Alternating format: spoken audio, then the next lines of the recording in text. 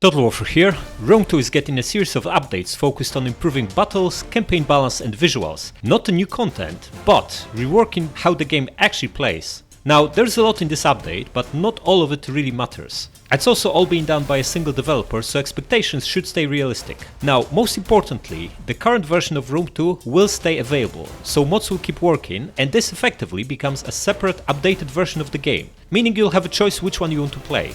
And crucially, all these changes will be extensively tested in open beta before they go live, which increases the odds of them actually improving the game. Now, instead of covering everything, I will focus on the few changes that actually matter and break down how they are likely to affect your gameplay and optimal strategy, because this update could fundamentally change how Rome 2 actually plays.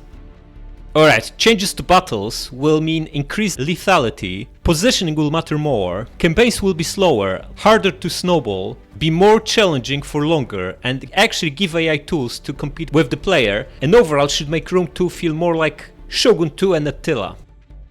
Alright, let's start with Mars, update to battles. Most important change is that lethality is actually going up. Critical hits will be introduced similarly to later Total War games, meaning units will have a chance of dealing significantly higher damage, reflecting a lucky shot in the eye. Armor is also going to be reworked to make it more consistent. What it actually means for your gameplay and strategy. Units will be dying faster, especially elites will feel less safe, and large entities like elephants, chariots and cavalry will potentially be much easier to wipe out using javelins. So how will this affect meta? Blob fights will be less effective, tank and grind will be weaker, focus fire will become much more important, and missile value will go significantly up, especially javelins. Consider javelins already have hidden bonus versus large, meaning they hit cavalry, chariots and elephants harder. Add critical hits to that, and their importance just go massively up. Next, positioning will become more important than raw stats. The changes will include rework to how morale works, making flanking significantly stronger, and terrain more impactful.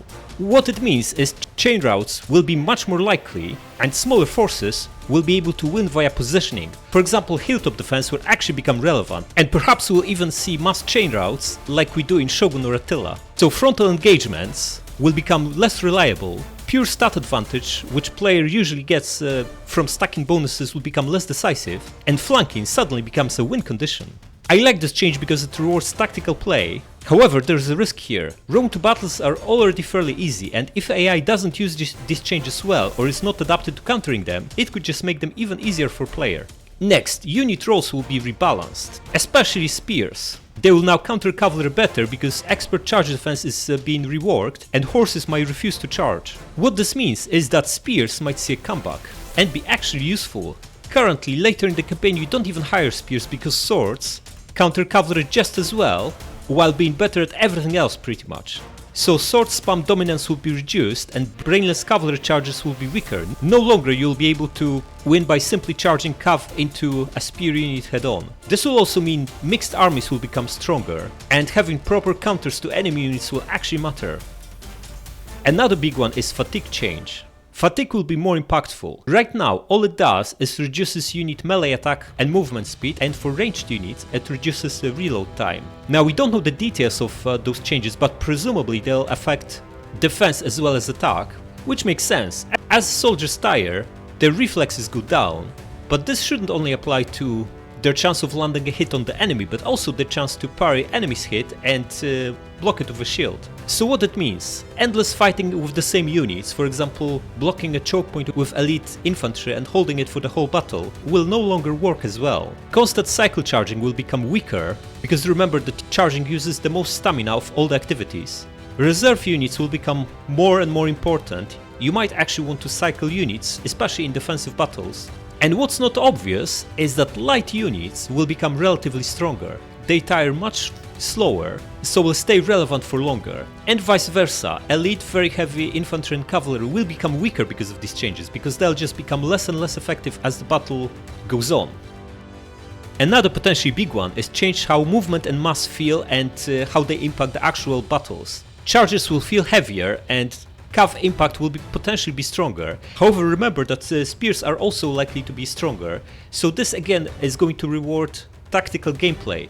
You can't just charge at anything and expect good results. Charges will be stronger when used correctly, i.e. into a flank or rear of enemy, but likely weaker if you're just bumping your cavalry frontally into an enemy spear. What this means is shock cav will be more decisive if used well, but positioning before charge will be even more important. Alright, so to summarize battle changes, what will stop working? Blob plus grind, since units will be tiring faster, just blobbing them all together will be punished harshly. Sword spam, spears might actually come back and become relevant again. Ignoring flanks will be absolutely brutal, and the new meta will be heavy flanking, combined arms armies, since both spears and ranged units are likely to be more important while heavy elite units are likely to be slightly less important. Preserving unit stamina, such as using lighter units and cycle units throughout the battle, and tactical positioning. All in all, I really like these changes. If implemented well, they are going to reward smart tactical play, while simply spamming endless full elite stacks with busted stats will become massively weaker.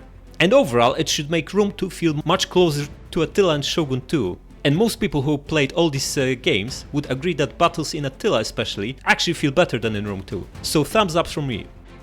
Alright, next we have Jupiter update, which will massively change how campaign actually plays. The most important thing in this update is snowballing is going to be nerfed hard. There'll be less global stacking of bonuses. Currently, if you play Rome 2 long enough, in late game, some aspects of the game are actually totally trivialized. For example, look at here, we're at the end of Rome campaign, we just took this crappy city of Charax. Look at the public order here, plus 30 from buildings. Despite us having exactly 0 public order buildings here because we just took it. This comes from stacking endless bonuses from resources built across the map. Stuff like wine, giving public order everywhere, or snails. Mechanics like that are going to be significantly nerfed, which means late game will actually stay challenging, and decisions what you actually build will matter more. The pace of campaign will be slowed down because of replenishment and recruitment changes. Now replenishment is one of the mechanics that will be nerfed, because currently you can stack really powerful replenishment on your armies, which basically means you can paint them up really quickly, just auto-resolve battles and keep pushing, because it only takes you 1 or 2 turns to replenish. This is elite unit, yeah, and it replenishes by 46 men per turn, meaning a unit like that will, on the brink of destruction, will be up to full in mere 3 turns. This is no longer going to be the case after the update. This is going to change, losses will take longer to recover, and also recruitment slots are going to be limited. No more you'll be able to just out-recruit your losses in a battle, you'll actually need to preserve your soldiers because replacing them will not be that easy. So no more throwing your armies away and instant rebuilds, careful battles and minimizing losses will be rewarded. Next we have building changes, and this is actually going to be absolutely massive. Most important change is that the building chains will no longer be split between minor and major settlements. You will be able to build any building everywhere. Also, recruitment buildings will be merged with these buildings, providing bonuses to units. This is also very significant because currently these buildings are rarely built even in very long campaigns, simply because competition for slots, they can only be built in provincial capital, and competition for building slots is actually massive here. So even in 100 turn long campaigns, nowadays you rarely see them, but because they will be merged with barracks, they'll actually be way more useful now. So overall this will give players way more flexibility and unlock some strategies that sound potentially very interesting. For example, you can stack unlimited science by building scriptoriums and academias everywhere, which will basically become absolutely massive. Look, right now we are researching at 628%. You can probably treble that by building this stuff everywhere instead of just in provincial capitals, which would basically mean we can discover any tech in the game in a single turn. This will make potentially building tall much more interesting strategy. Income stacking will also be more powerful, because you will be able to build the best money buildings everywhere. For example, if you're playing Sparta with reduction to slave unhappiness, you can build slave trader in every single region to maximize profits. And public order will be controlled locally. With nerf to global bonuses to public order, buildings like temples, amphitheater or gladiator school will become much more impactful, especially that you'll be able to build them even in small settlements. Now, most importantly, AI will also benefit from these changes, because one of them is that main settlement building will also be unlocking more units. No longer will you be fighting AI on turn 100 that never built barracks, only fighting using basic units. Now, as they increase the city size, they'll also be unlocking better stuff. So late game AI armies are hopefully going to be much more interesting to fight. Now, because military buildings will also be increasing army size, they are actually going to be much more important. Currently, you can get away with building single barracks on the entire map in your recruitment province, recruiting 10 units per turn, basically building a full stack every 2 turns, and building only money buildings everywhere else because you don't need any more military and public order is taken care of by global bonuses. Now, this will no longer be the case. You will need military buildings in multiple provinces to increase your cap, your army and fleet cap, and unlock agents, and you definitely will need local public order bonuses to pacify provinces. So more choice, but also more responsibility. Specialization will become more powerful and there will be more strategic planning possible. Another non-obvious change is that AI will actually become significantly stronger after these updates. Because of recruitment slots being tied to main settlement buildings, not only they'll be fielding better armies, but also there'll be less reliance on perfect builds. With these buildings over here being integrated into barracks, AI will also take advantage of them, and with bonuses to stats overall being weaker, the difference between power level of player armies and AI will be narrower. For example, just look at these veteran legionaries. These are not even elite units, and yet they have stats through the roof. Compare this to these peasants AI is fielding. These are basic units. Like, we are talking 70 more melee attack on our guys. This is absolutely ridiculous and will no longer be the case. So hopefully AI will actually be more relevant throughout the whole campaign and pose more consistent challenge. Now, some of these changes I actually have mixed feelings about. The introduction of sanitation, for example, might feel like just us being forced to build a particular building just to avoid plague, and with building slots being limited and very precious, that might just feel like an annoyance, but it all depends on how it will be implemented and what else the buildings will be providing. Then there are changes to Imperium. Right now, as your size of your empire grows, you basically unlock more armies, more fleets, more agents, while also having increasing penalties to all sorts of stuff. But after the changes, to increase your army cap, you will actually need to build multiple military buildings. So on one hand, this gives more flexibility because you can have more armies earlier if you invest in military buildings. On the other hand, that will require more management, more careful planning, and potentially building buildings that don't actually benefit you much otherwise, other than increasing army caps. So again, we'll need to see how it works in practice before making final judgment.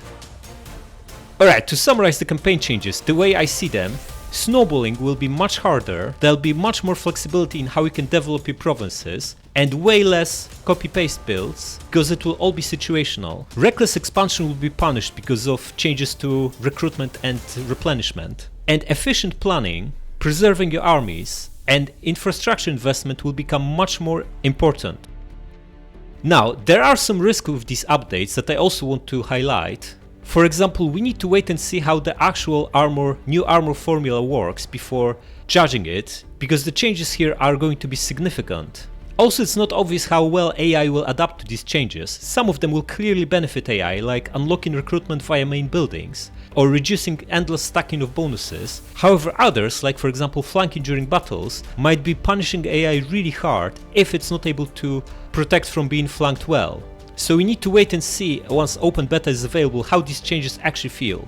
My final verdict? Looking at the changes, I expect battles to be more tactical and lethal, campaign to be slower and more challenging throughout. Now, it won't reinvent Rome 2, but it will push it much closer to a skill-based strategy game, much closer to how Shogun 2 and Attila feel. Let me know what you think about these changes in the comments, and which single one excites you the most. Subscribe!